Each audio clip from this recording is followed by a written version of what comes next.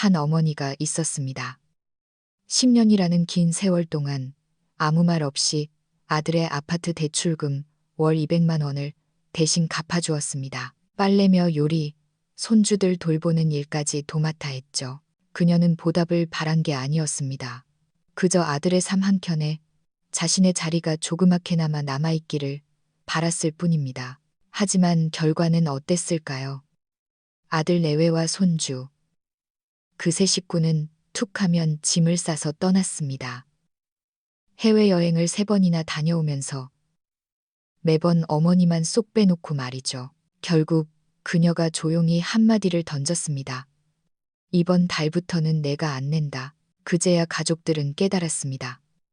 어머니는 잊혀진 존재가 아니라 멈추면 안 되는 살아있는 현금 인출기 취급을 받고 있었다는 것을요. 그녀가 침묵을 깨자 단 한 번도 고맙습니다라는 말을 하지 않던 사람들이 갑자기 다급해졌습니다. 당황하고 화를 내더니 결국 무릎을 꿇었습니다. 그녀는 소란을 피우지도 울지도 않았습니다. 그저 지난 10년의 장부를 펼쳐 보였을 뿐입니다.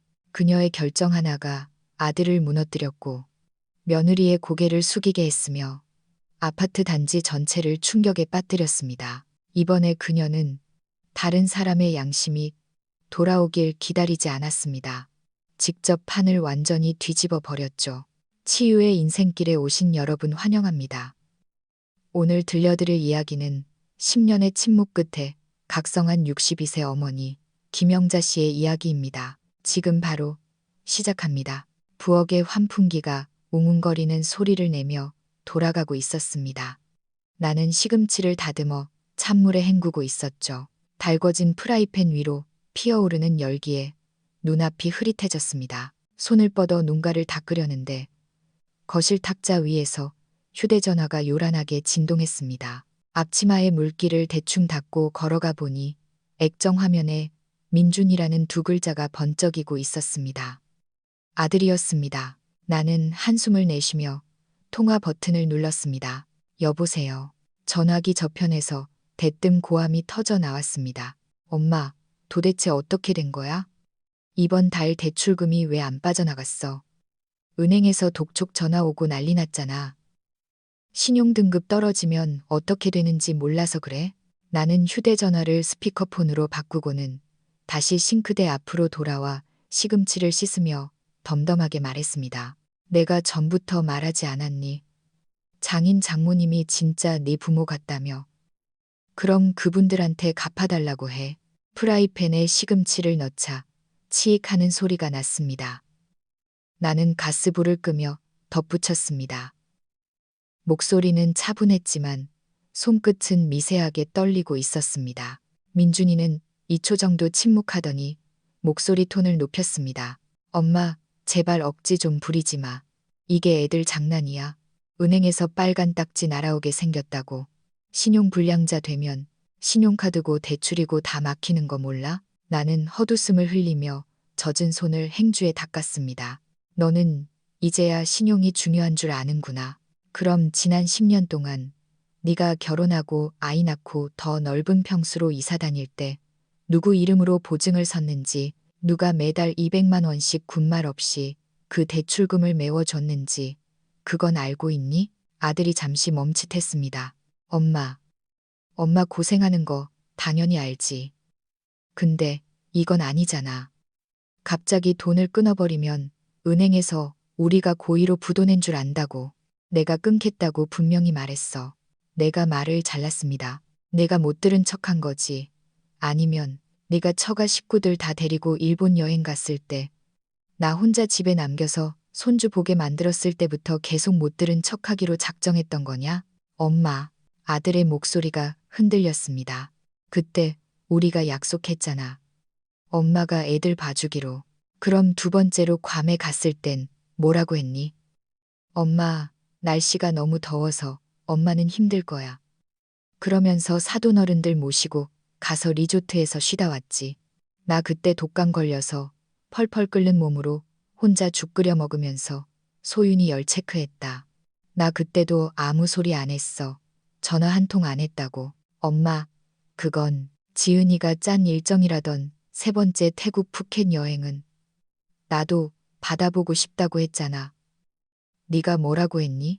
엄마 이번엔 초저가 배낭 여행이라 짐도 줄여야 하고 비행기도 좁아서 엄마는 불편할 거야. 그래놓고 너희 SNS 보니까 사돈어른들 하와이안 셔츠 입고 야자수 들고 웃고 있더구나. 나는 식칼을 내려놓고 창밖을 내다봤습니다. 쏟아지는 햇살은 뜨거운데 등줄기에는 서늘한 냉기가 흘렀습니다. 엄마, 화내지 마. 지은이도 우리도 일부러 그런 건 아니야. 민준이의 목소리가 비굴하게 부드러워졌습니다. 나는 깊게 숨을 들이마셨습니다. 일부러 그런 게 아니라고. 너희는 나를 그냥 너희 집 파출부로 생각한 거야. 애 봐주고, 밥 해주고, 빨래 해주고, 빚까지 대신 갚아주는 파출부. 그러다 해외여행 갈 때만 되면 까맣게 잊어버리는 존재. 민준아, 내가 하나만 묻자. 너, 내가 내 친엄마라는 건 기억하고 있니? 아들은 대답하지 못했습니다. 나도 기다리지 않았습니다. 이번 달부터 너희 대출금 난 안 갚는다. 200만 원, 적은 돈 아니야. 나랑 내 아버지가 평생 모은 노후자금 더 이상 너희 밑 빠진 독에 붙지 않겠다. 너도 이제 41야. 초등학생 아니라고. 네가 은행에 빚진 건 네가 알아서 책임져. 엄마, 제발 이러지 마. 아니, 난 이럴 거야. 전화를 뚝 끊어버리고 도마 위에 칼을 콱 내려놓았습니다. 창밖의 매미 소리가 귀를 찢을 듯 시끄러웠습니다. 눈을 감고 크게 심호흡을 했습니다. 이번엔 홧김에 하는 소리가 아니었습니다. 드디어 내가 약해지지 않기로 결심한 것뿐이었습니다. 싱크대에 물에 잠겨 있는 시금치는 푸릇푸릇한데 다시 요리할 마음이 들지 않았습니다. 소파에 털썩 주저앉으니 온몸의 기운이 다 빠져나가는 것 같았습니다. 내가 도구 취급을 당한다고 느낀 건 이번이 처음은 아니었습니다. 하지만 그들이 그걸 너무나 당연하게 여기고 있다는 사실에 치가 떨렸습니다. 며칠 전 며느리 지은이가 부엌에서 설거지하며 통화하던 내용이 떠올랐습니다.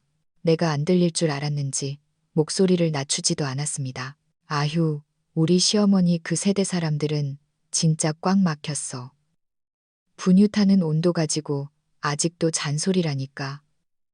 육아 방식이 완전 쌍팔년도식이야. 내가 스트레스 받아 죽겠어. 밥 맨날 똑같지 뭐.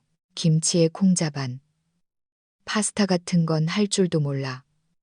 진짜 입맛 떨어져서 나는 안방에서 나오려다 그 소리를 듣고 멈칫했습니다. 그녀는 내가 큰 도움을 주고 있다고 착각한다고 비웃고 있었습니다. 사실은 자기들이 나를 참아주고 있는 거라면서요. 나는 발길을 돌려 조용히 방으로 들어왔습니다. 그날 밤 새벽 3시가 넘도록 잠을 이루지 못했습니다. 며느리가 좋아한다던 갈치구이를 해주려고 시장에서 가장 좋은 놈으로 골라 사왔던 내가 참으로 한심하고 비참하게 느껴졌습니다. 다음 날 나는 아무 말 없이 생선을 냉장고에 처박아 두고 병원으로 향했습니다. 원래는 정기 검진일이었는데 혈압을 재보니 수치가 170까지 치솟았습니다. 간호사가 깜짝 놀라며 당장 안정을 취하라고 했습니다. 어머니, 최근에 충격받거나 화나는 일 있으셨어요? 간호사의 물음에 나는 입을 다물고 고개만 끄덕였습니다. 간호사는 안쓰러운 표정으로 말했습니다. 마음에 담아두지 마세요. 집에 가서 푹 쉬시고 신경 쓰는 일 줄이셔야 해요. 그녀가 어떻게 알았을까요? 내 평생 가장 큰 골칫덩어리가 바로 그 불효자식 아들과 콧대 높은 며느리라는 것을요. 그날 저녁 며느리 지은이는 상다리가 부러지게 저녁을 차려놨습니다. 낮에 통화할 땐 내가 요리를 못한다고 흉을 보더니 이제 와서 솜씨 자랑이라도 하려는 모양이었습니다. 어머님, 식사하세요. 식탁에 앉았지만 수저를 들지 않았습니다. 오늘 어머님 좋아하시는 갈비찜이에요. 드셔보세요. 며느리가 고기 한 점을 내 밥그릇 위에 올려주었습니다. 나는 그녀를 빤히 쳐다보며 말했습니다. 내 음식은 영양가도 없고 위생관념도 없어서 싫다며. 민준이한테 나 요리학원 좀 보내라고 했다면서. 지은이의 얼굴이 사색이 되었습니다. 어, 어머님, 오해세요. 저는 그런 뜻이 아니라. 내가 똑똑히 들었다. 젓가락을 내려놓았습니다. 너희가 날 참아주고 산다고 했지. 공기가 순식간에 차갑게 얼어붙었습니다. 지은이는 입술을 깨물더니 벌떡 일어나 그릇을 정리하기 시작했습니다. 저 어머님이랑 말씨름할 시간 없어요. 요즘 젊은 사람들 사는 게 얼마나 힘든데. 말 한마디 한마디 다 꼬투리 잡으시면 어떻게 해요? 저도 힘들어서 친구한테 하소연 좀 한 걸 가지고. 그럼 너희는 내가 늙어서 구박받는 걸 당연하게 여기는 거냐? 너희 식구들끼리 해외여행 3번이나 가고 갔다 와서는 나더러 입 다물고 손주나 보라고 하고 대출금 200만 원은 계속 내라고. 양심이 찔리지도 않니? 그때 아들 민준이가 소리를 질렀습니다. 엄마, 우리가 뭐 엄마를 굶겼어. 그냥 같이 살면서 밥 먹고 자고 하니까 생활비 좀 보태라는 거잖아. 그 말이 내 가슴을 망치로 때린 듯 했습니다. 뭐라고? 내가 이 집 명예 빌려주고 밥 해주고 빨래해주고. 너, 더 이상 말이 나오지 않았습니다. 귀에서 지하철이 들어오는 듯한 굉음이 들리더니 눈앞이 캄캄해졌습니다. 그대로 뒤로 넘어갔습니다. 눈을 떴을 때는 응급실이었습니다. 팔에는 링거가 꽂혀 있었고 남편 박상훈이 걱정스러운 얼굴로 앉아 있었습니다. 영자야, 정신이 들어. 의사 선생님이 혈압이 너무 높아서 뇌졸중 올 뻔했대. 목이 바싹 말라 갈라지는 소리가 났습니다. 나 괜찮아요. 그냥 좀 피곤해서 그래요. 정말 피곤했습니다. 몸이 아니라 뼛속 깊은 곳에서부터 절망적인 피로감이 몰려왔습니다. 눈을 감자 눈물이 주르륵 흘러내렸습니다. 감사 인사를 바란 게 아니었습니다. 그저 사람 대 사람으로서 최소한의 존중을 원했을 뿐인데 가족에게서 그것조차 받을 수 없다는 사실이 너무나 아팠습니다. 퇴원해서 집에 돌아온 날 밤 나는 침대에 앉아 천장만 바라보고 있었습니다. 남편이 조심스럽게 물었습니다. 영자야, 정말 애들 대출금 안 갚아줄 생각이야? 나는 고개를 끄덕였습니다. 이미 결정했어요. 그래도 애들 지금 형편이 빠듯할 텐데. 그럼 우리는요?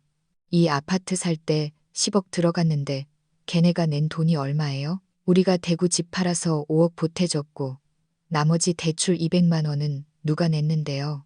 당신도 알잖아요. 남편은 아무 말 없이 부엌으로 가서 물을 끓였습니다. 그도 알고 있었습니다. 다만 성격이 물러서 나처럼 독하게 마음먹지 못할 뿐이었죠. 다음 날 아침 나는 은행 앱을 열어 매달 자동으로 빠져나가던 대출금 이체를 해지했습니다. 확인 버튼 앞에서 손가락이 3초간 머뭇거렸지만 결국 눌렀습니다. 자동이체 서비스가 해지되었습니다. 나는 의자에 몸을 기대고 눈을 감았습니다. 이건 독한 게 아닙니다. 드디어 나 자신을 위해 살기로 한 것입니다. 사단은 곧바로 터졌습니다. 3일 뒤 오후 빨래를 널고 있는데 민준이에게 전화가 왔습니다. 엄마, 대출금 연체됐다고 은행에서 문자 왔어. 연체료 붙는다고. 나는 담담하게 말했습니다. 그래, 내가 말했잖니. 농담인 줄 알았어? 엄마, 지금 제정신이야? 신용등급 떨어지면 우리 파산이라고. 이자가 하루에 몇천 원씩 붙는데 우리 길바닥에 나 앉으라고? 누가 나 앉든 상관없다. 집주인 이름이 누구니? 내 이름이지. 그럼 네가 갚아. 아들은 길길이 날뛰었습니다. 엄마가 10년 동안 도와준다며. 그건 내가 너희 가족의 일원이라고 생각했을 때 얘기지. 너희가 날 가족 취급 안 하는데 내가 왜? 아들은 잠시 말을 잇지 못하더니 목소리를 바꿨습니다. 엄마, 우리도 사정이 있어서 그래. 처가댁 장인어른 퇴직하시고 적적해 하셔서 사돈 얘기는 꺼내지도 마라. 그분들은 연금 받으면서 맨날 놀러 다니시더구나. 내가 낸 돈으로 그분들 비행기 태워드린 거 아니니? 말씀이 너무 심하시네. 심한 건 너희들이야.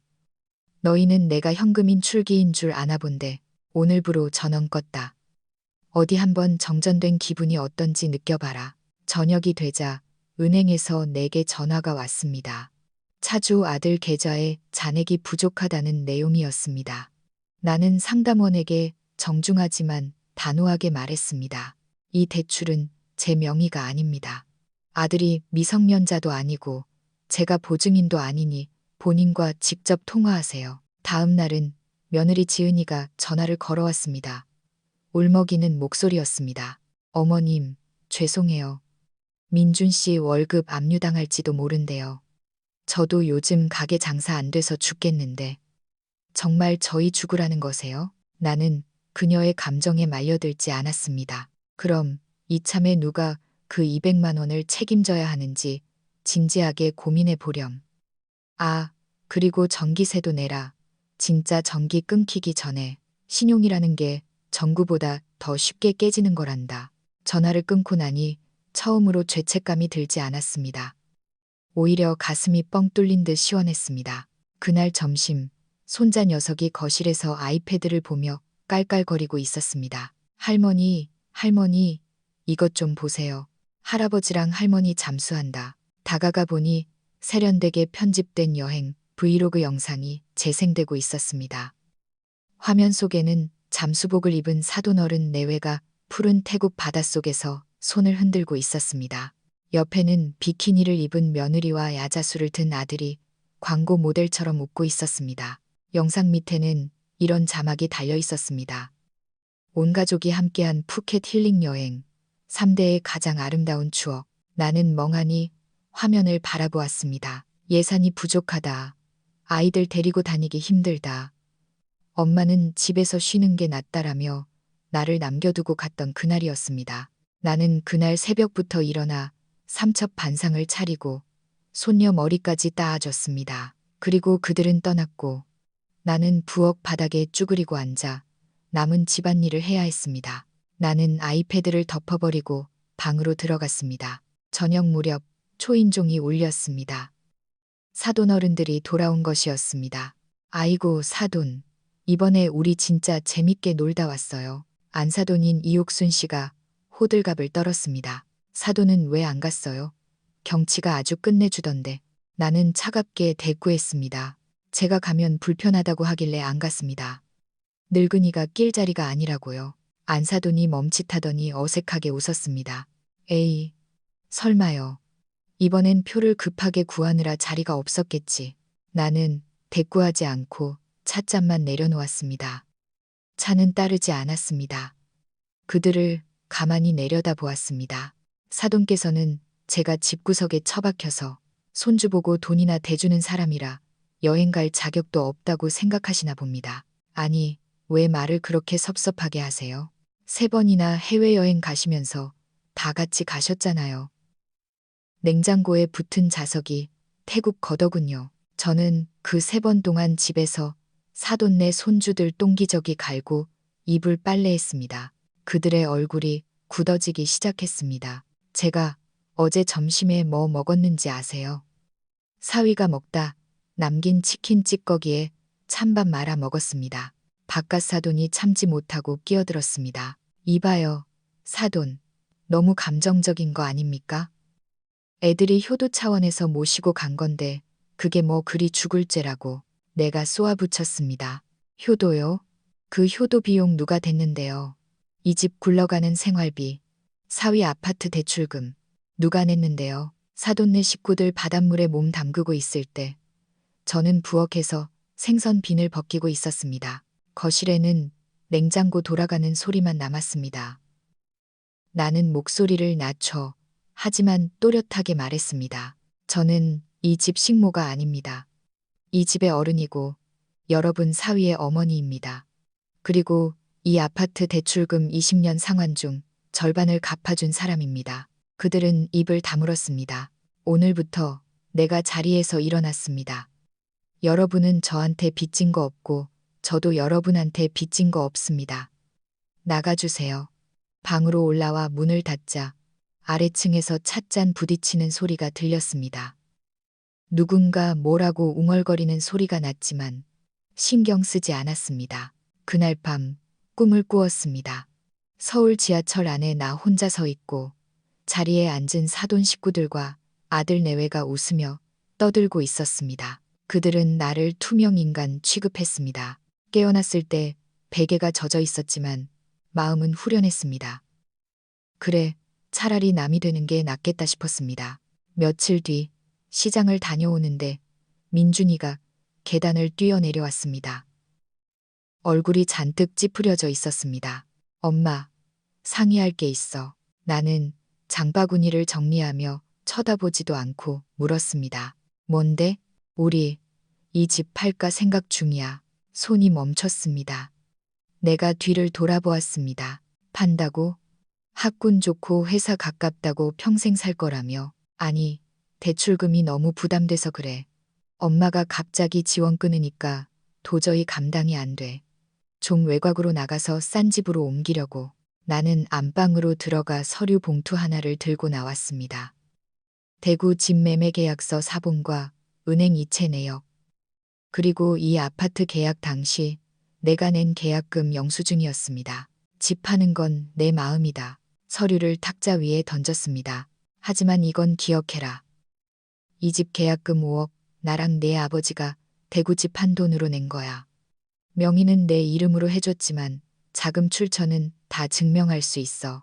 소송까진 안 가고 싶지만 만약 집 팔 거면 정확히 절반 우리한테 돌려줘라. 엄마, 아들이 비명을 질렀습니다. 엄마가 아들한테 이럴 수 있어. 나랑 재산 싸움하겠다는 거야. 집값은 내가 냈는데 이제 내가 안 산다고 너 혼자 다 먹겠다고? 뻔뻔한 것도 정도가 있지. 아들이 주먹을 쥐고 거실을 서성거렸습니다. 엄마, 이러면 나랑 지은이 진짜 이혼할 수도 있어. 걔 지금 예민해서 미치기 일보 직전이라고. 걔가 미치든 말든 그게 나랑 무슨 상관이니. 내 목소리가 싸늘하게 식었습니다. 걔가 내 자식이냐. 너희가 지금 힘든 건 내가 돈을 안 줘서가 아니야. 내가 죽을 때까지 퍼줄 거라고 착각했기 때문이지. 그때 2층에서 지은이가 뛰어내려왔습니다. 어머님, 정말 너무하세요. 저희 진짜 갈 데 없다고요. 나는 그녀를 쳐다보며 말했습니다. 그럼 친정 가서 살아라. 너희 부모님 일본 갔다 오셨다며 방 남겠네. 지은이가 입을 떡 벌렸습니다. 부모님은 책임 없으시죠. 이 집은 어머님이 사주신 거잖아요. 사줬다고? 내가 언제 증여한다고 했니? 도와준다고 했지. 너희 자리 잡으라고 노후 자금 털어넣은 건데 단물 다 빨아먹고 이제 와서 나 몰라라 해. 법정에서 보자. 나는 마지막으로 떼끼를 박았습니다.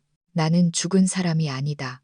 나도 이름이 있고 내 재산 찾을 권리가 있어. 그날 밤 나는 베란다에서 차를 마셨습니다.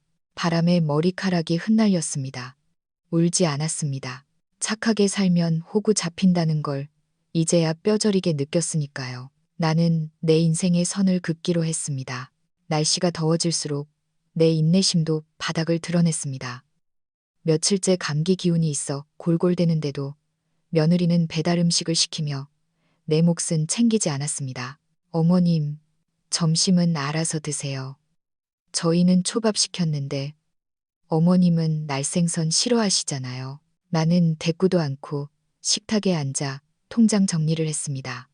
잔고가 점점 줄어드는 게 보였습니다. 그런데 매달 꼬박꼬박 빠져나가는 100만 원이라는 돈이 눈에 들어왔습니다. 받는 분, 이옥순, 안사돈 이름이었습니다. 작년 초부터 매달 1일 정확히 100만 원씩 이체되고 있었습니다. 나는 손이 떨려 은행에 전화해 확인했습니다. 아들 민준이 계좌에서 자동 이체로 나가는 돈이 맞았습니다. 나는 2층으로 올라가 아들 방문을 두드렸습니다. 민준아, 왜요? 아들이 짜증 섞인 목소리로 대답했습니다. 너 매달 장모님한테 100만 원씩 보내니? 용돈이야? 아들이 침묵하더니 퉁명스럽게 대답했습니다. 네, 장모님 퇴직하시고 적적하신데 용돈 좀 드린 거예요. 그분 연금 받으시잖아. 아프신 데도 없고 예전에 고생 많이 하셨대요. 그냥 효도하는 셈치고. 나는 헛웃음이 나왔습니다. 그럼 너희 집 대출금 갚느라 등골 빠지는 내 엄마한테는? 아들의 얼굴이 붉어졌습니다. 엄마는 가족이잖아요. 엄마는 이해해 줄 알았지. 그래, 난 다르지. 내 장모는 용돈 받는 귀한 분이고 내 엄마는 돈 대주고 식모살이하는 호구니까. 방에서 듣고 있던 지은이가 튀어나왔습니다. 어머님, 말 그렇게 함부로 하지 마세요. 민준 씨가 우리 엄마 챙겨주는 게 그렇게 안 입고 오세요? 그래, 안 입곱다. 나는 지은이를 똑바로 쳐다봤습니다. 나는 사기죄로 너희 고소 안 하는 것만 해도 다행으로 여겨라. 내가 낸 돈으로 너희 부모 호강시키고 정작 나는 헌신짝 취급해. 너희 부모는 손 안 대고 코 푸는 거니. 말씀 너무하시네 진짜. 너희들이 하는 짓은 더해. 내 돈으로 생색은 너희가 다 내고 고마워하기는커녕 무시를 해? 그날 밤 나는 내 명의로 된 모든 보험과 적금을 해지하고 현금화했습니다. 그리고 짐을 싸기 시작했습니다. 가족이 짐이 되는 순간 핏줄은 아무 의미가 없다는 걸 깨달았습니다. 다음 날 남편 박상훈 씨가 짐을 싸는 나를 보고 물었습니다. 영자야, 어디가? 바람 좀 쐬러 가요. 같이 갈까? 나는 웃으며 고개를 끄덕였습니다. 그래요. 이번엔 우리 둘이서만 갑시다. 허락받지 말고. 우리는 가평에 있는 작은 펜션을 예약했습니다. 6월의 햇살이 따가웠지만 기차 차창 밖으로 스쳐 지나가는 풍경은 아름다웠습니다. 펜션 주인은 인심 좋은 60대 아주머니였습니다. 우리는 매일 아침 시장에서 장을 보고 오후엔 강가를 산책했습니다. 휴대전화 알림은 다 꺼버렸습니다. 가족 단톡방에서 내 존재가 사라지자 그제야 그들은 나를 찾기 시작했습니다. 3일째 되던 날 민준이에게 부재중 전화가 수십 통 와 있었습니다. 지은이는 카카오톡으로 폭탄 메시지를 보냈습니다. 어머님 어디세요? 집에 반찬이 없어요. 화나신 거 알겠는데 들어오세요. 4일째 경찰서에서 전화가 왔습니다. 여보세요. 김영자 씨 맞으십니까? 아드님이 실종 신고를 하셔서요. 나는 웃으며 대답했습니다. 경찰관님, 저 납치된 거 아니고요. 남편이랑 여행 왔어요. 가평에요. 아주 잘 지내고 있습니다. 아, 네, 알겠습니다. 아드님이 많이 걱정하시던데 연락 좀. 걱정요? 글쎄요. 걔네들 해외여행 갈 땐 제 걱정 한 번도 안 하던데요. 저도 좀 놀면 안 됩니까? 경찰관도 당황했는지 웃으며 알겠다고 했습니다. 6일째 되던 날 민준이가 펜션으로 찾아왔습니다. 땀투성이가 된 얼굴로 들이닥쳤습니다. 엄마, 진짜 여기 숨어 있었어. 우리가 얼마나 찾았는데. 나는 텃밭에서 딴 상추를 씻으며 쳐다보지도 않았습니다. 나 찾는 게 그렇게 급했니? 밥 해줄 사람 없어서? 엄마, 이건 가출이잖아. 늙어서 주책이야 진짜. 너희가 나 버리고 여행 가는 건 힐링이고 내가 제 발로 여행 온 건 가출이냐. 아들이 말문이 막힌 듯 입을 뻐끔거렸습니다. 앉아라. 여기 경치 좋잖니. 너희 장인어른 댁 마당보다 낫지. 민준이는 털썩 주저앉았습니다. 엄마, 솔직히 말할게. 우리 진짜 돈 없어. 엄마가 지원 끊으니까 생활이 안 돼. 차도 팔았고 카드도 정지됐어. 제발 집에 가자. 너 그동안 내가 준 돈 다 어디다 썼니? 생활비 쓰고 애 학원비 내고 여행 좀 다니고 그리고 장모님 용돈 드리고. 아들이 고개를 숙였습니다. 엄마가 10년 동안 모은 돈이 얼만 줄 아니? 500만 원도 안 된다. 내 빚 갚느라 나랑 내 아빠는 0원짜리 한 장도 벌벌 떨며 썼어. 난 고혈압 약도 싼 걸로 바꿔 먹었다. 잘못했어요. 진짜 몰랐어요. 아들의 눈시울이 붉어졌습니다. 정말 몰랐던 건지 아니면 이제 더 이상 기댈 곳이 없어서 우는 건지 알 수 없었습니다. 곧이어 지은이에게서 전화가 왔습니다. 스피커폰으로 돌렸습니다. 어머님, 흐흑, 소윤이가 할머니 보고 싶다고 매일 울어요. 제발 돌아오세요. 돌아가면 또 밥하고 빨래하고 돈 대주는 기계로 살라는 거냐? 아니에요.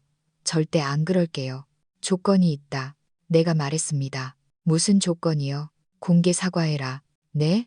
아파트 입주민 대표 회의실 빌려서 동네 사람들 다 모아놓고 정식으로 사과해. 너희 부모님 소윤이 다 데리고 와서 내 앞에서 무릎 꿇고 빌어. 너희가 지난 10년 동안 나를 어떻게 부려먹었는지, 내가 얼마나 헌신했는지 다 고백하고 용서 빌어. 어머님, 그건 너무 망신스럽잖아요. 너희가 나 무시하고 험담한 건 안 망신스럽고, 하기 싫으면 관둬라. 난 여기서 살 테니까. 긴 침묵 끝에 지은이가 대답했습니다. 알겠어요. 할게요. 이튿날 오후 5시 서울 아파트 단지 내 커뮤니티 센터. 사람들이 웅성거리는 가운데 나는 의자에 앉아 있었습니다. 민준이와 지은이는 검은 정장을 입고 내 앞에 섰습니다. 사돈 식구들도 굳은 표정으로 옆에 서 있었습니다. 민준이가 먼저 무릎을 꿇었습니다. 어머니, 죄송합니다. 어머니 은혜도 모르고 불효했습니다. 목소리가 떨렸습니다. 이어서 지은이도 무릎을 꿇었습니다. 어머님, 제가 철이 없었어요. 다시는 어머님을 파출부 취급하지 않겠습니다. 용서해 주세요. 나는 그들을 내려다보았습니다. 주위에서 혀를 차는 소리, 수군거리는 소리가 들렸습니다. 예전 같으면 창피해서 숨었겠지만 지금은 아니었습니다. 내 존엄을 되찾는 순간이었습니다. 일어나라. 내가 차갑게 말했습니다. 대출금은 앞으로 6개월만 반씩 보태주마. 그 뒤로는 너희가 알아서 해라. 집을 팔든 투잡을 뛰든. 그리고 내 생활엔 간섭하지 마라. 나는 자리에서 일어나 뒤도 돌아보지 않고 나왔습니다. 그 사과는 용서가 아니었습니다. 관계의 재정립이었죠. 나는 다시 가평 펜션으로 돌아왔습니다. 남편이 끓여준 김치찌개의 냄새가 구수하게 퍼졌습니다. 이제 다 끝난 거야. 남편이 물었습니다. 아니요, 이제 시작이죠. 우리 진짜 인생. 나는 숟가락을 들며 웃었습니다. 찌개 맛이 아주 좋았습니다. 쓰지 않고 달큰했습니다. 자, 여러분은 이 이야기를 어떻게 들으셨나요? 자식에게 모든 걸 바쳤지만 돌아온 건 무시와 냉대뿐이었던 어머니. 그녀가 선택한 단절이 너무 매정하다고 생각하시나요?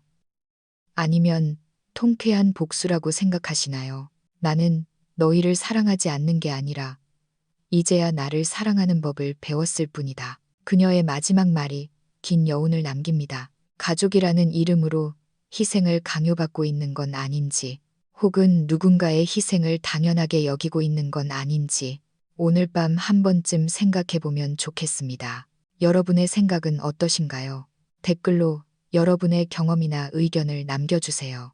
그럼 다음 시간에 더 깊이 있는 이야기로 찾아오겠습니다. 안녕히 계세요.